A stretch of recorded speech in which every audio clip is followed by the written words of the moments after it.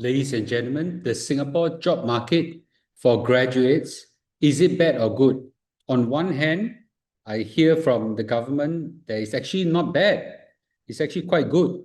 On the other hand, I hear from the graduates on the ground and all the surveys and all the anecdotal voices that come out in social media that is really very bad. So who's right, who's wrong? Like today, we attempt to see the view from both sides. And from there, could there be a bigger problem that's coming to Singapore? Let's watch on, shall we? So essentially, today we are going to hear two different views on the graduate job market in Singapore. And we have to see basically, number one, the government statistics that have just been announced by Minister of Manpower, Dr. Leng, and also some ground level realities. For that, we got to take a look at both sides of the picture and see whether Singapore job market, is it good or bad? Because I'm very confused.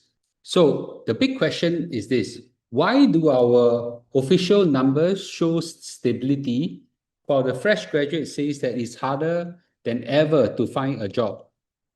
So Dr. Tan See Leng just came out in Parliament and basically said the following: employment rates have improved compared to last year. It's actually better.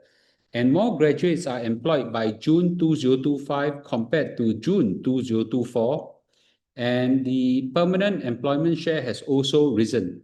So from that perspective, things are getting better. So to further elaborate on that, so we have key employment statistics showing that in 2025, graduates employed is about 52% by June. Now, at the same point last year, by 2024, it was 48% employed by the same point, which means that actually the numbers has improved from 48 now to 52. So a permanent employment is also up from 37% to 44%. So from the macro perspective, everything seems better right now. Now, one very interesting fact that just came out from Dr. Tan See Leng is that for this year, there are more graduates coming out and entering the labor force immediately upon graduation. 2,400 more graduates. And I'll explain the reason why shortly.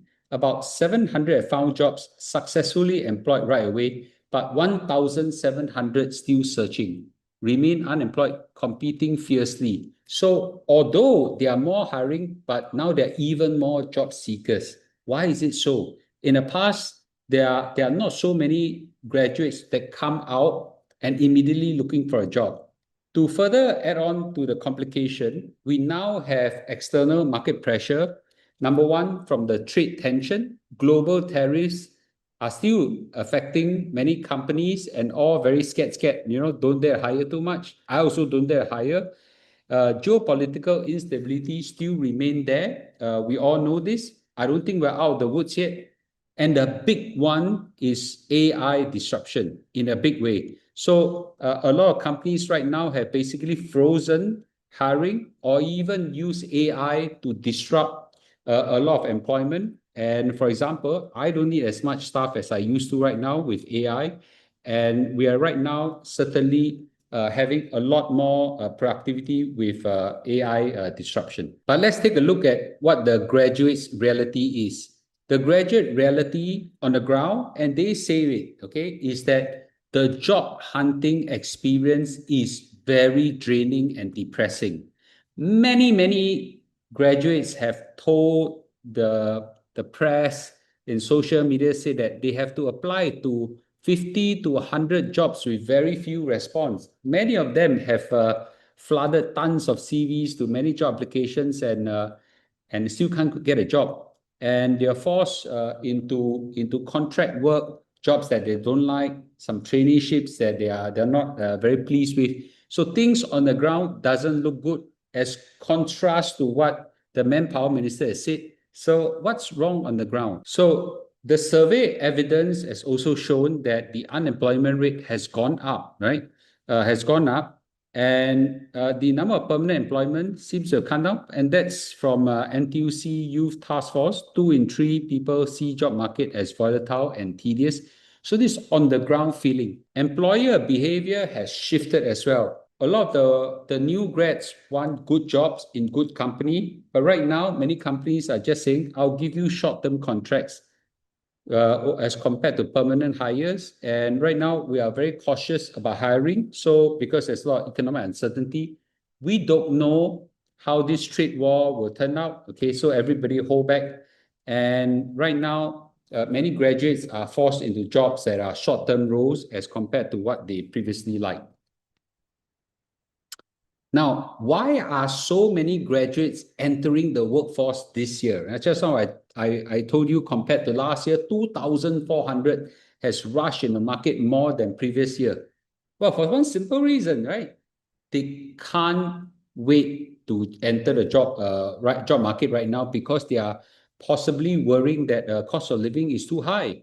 So the tuition fees are probably higher, the cost of living is higher, daily expenses higher, and maybe the family support needed is also higher, and the parents may not be able to sponsor the children for extended studies and things like that. Whatever the reason may be, and also maybe the graduates are quite worried that if I don't quickly grab a job now, I may not have a job in future. Better grab something first.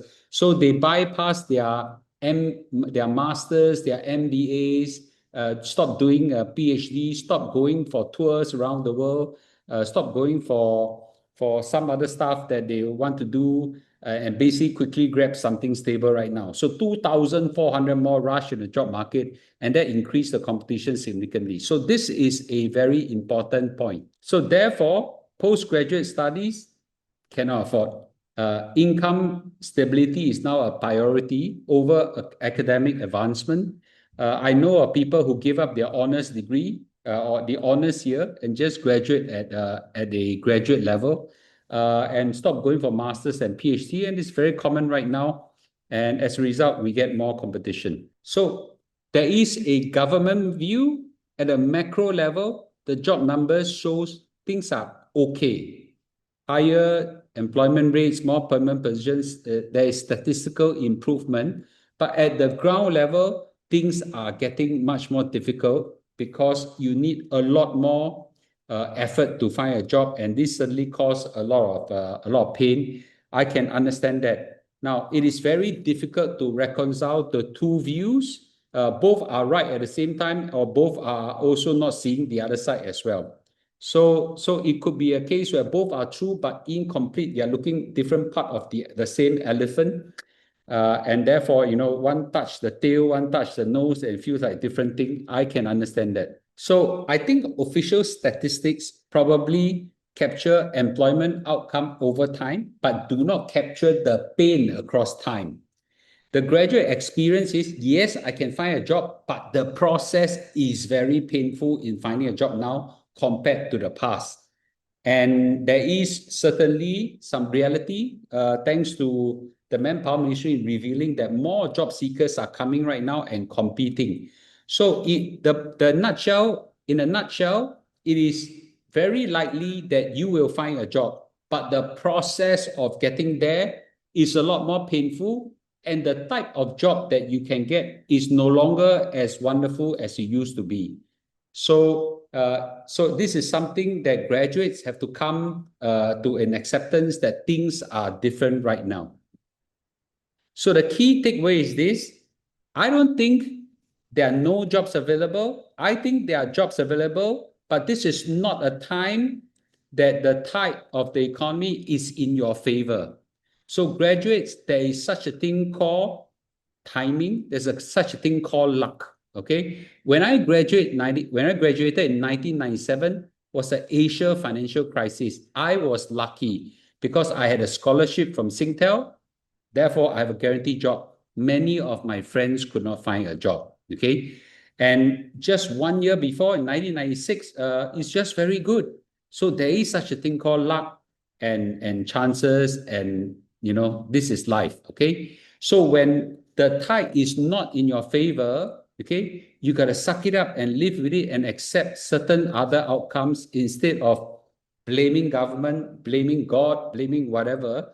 Instead, use this time to do something more productive. Find something that will hold the ground for a while, feed the family, pay for the bills, and just live through this period. Okay, Indeed, this is not a pleasant time. Things are structurally different right now compared to the past.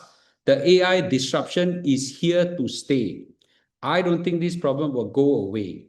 So also consider at this juncture, not just to look into getting a job, but maybe circumstances may force you to consider entrepreneurial path as well.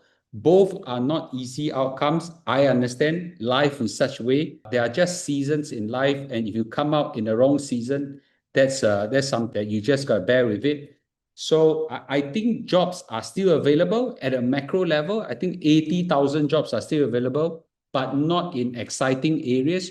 You might not like it. You might have to go through 3, 4, 5 months of searching and then come to the same conclusion. You might have to take up jobs in unattractive areas, but that's just life. Okay. So I would strongly encourage everybody to just bite the bullet, consider new path, and just go on. If you have children or graduating children, they are coming out of university soon.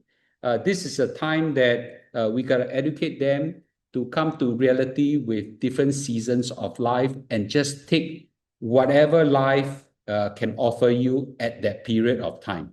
Okay? You might choose to disagree. You might end up still blaming the government, blame God, or blame whatever. I understand. Let's hear all these grievances in the comments. Okay? I'll see you tonight for live stream. Bye-bye.